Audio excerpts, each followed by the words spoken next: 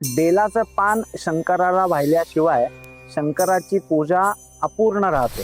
जय त्र्यंबकराज. पण याचं कारण काय आहे तर आपण धार्मिक पहिले महत्व बघू.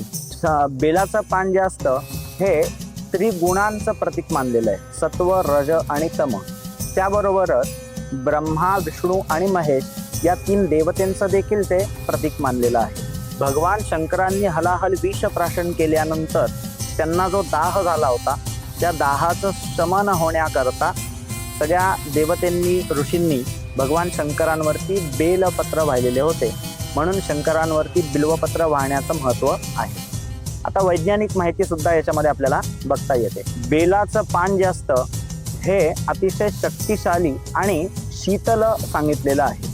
त्याच्यामधले जे गुणधर्म असतात ते अँटीबॅक्टेरियल आणि अँटी डायबेटिक गुणधर्मांचे मानलेले आहे. याच्यामुळे आपल्याला वातावरणामध्ये असणारा जो संसर्ग असतो तर तो संसर्ग बेलपत्राच्या स्पर्शाने किंवा वासाने दूर होतो आणि BP सारखे आजार किंवा शुगर सारखे आजार असतील तर ते देखील दूर होतात.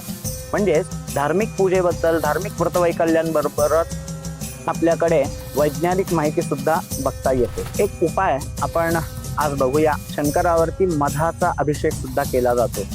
मधुना स्नापयेद्यस्तु शिवम परमकारणम तस्य वाणी भवेत मिष्टा राजयोगंच विंदती.